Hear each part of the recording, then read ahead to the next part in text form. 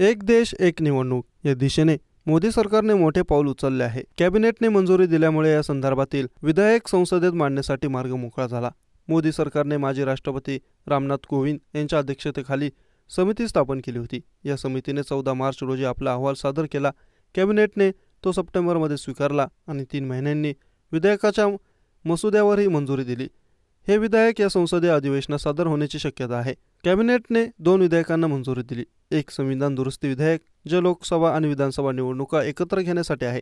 दुसरे सर्वसाधारण विधेयक दिल्ली, पुडुचेरी आणि जम्मू काश्मीरसह इतर राज्यांच्या विधानसभा निवडणुका लोकसभा निवडणुकांसोबत घेण्यासाठी आहे।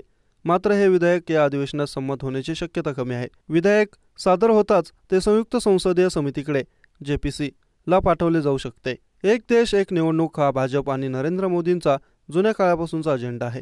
मोदी पंतप्रधान झाल्यापासून त्यांनी याचे समर्थन केले। 2 सप्टेंबर 2023 रोजी कोविंद समिती स्थापन करून त्यांनी पहिला टप्पा पूर्ण केला। मात्र हे कायदा 2029 पासून लागू करायचे की 2034 पासून याबाबत सरकारने काही स्पष्ट केलेले नाही। सरकारच्या निर्णयावरून दिसते की सर्व निवडणुका एकत्र घेण्याच्या बाजूने सरकार नाही। कोविंद समितीने लोकसभा आणि विधानसभा निवडणुका प्रथम एकत्र घेण्याचा सल्ला दिला।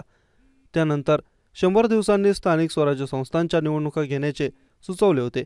मात्र सर्व निवडणुका एकत्र घेण्यासाठी अर्ध्याहून अधिक राज्यांची मान्यता मिळवणे गरजेचे आहे, जे जटिल ठरू शकते। सध्याच्या स्थितीत एक देश एक निवडणुकासाठी पाठिंबा देणाऱ्या पक्षांचे 271 खासदार आहेत। विरोधात असलेल्या खासदारांची संख्या 293 पर्यंत पोहोचते। तरीही विधेयक मंजुरीसाठी 2/3 म्हणजेच 362 खासदारांचे समर्थन आवश्यक आहे।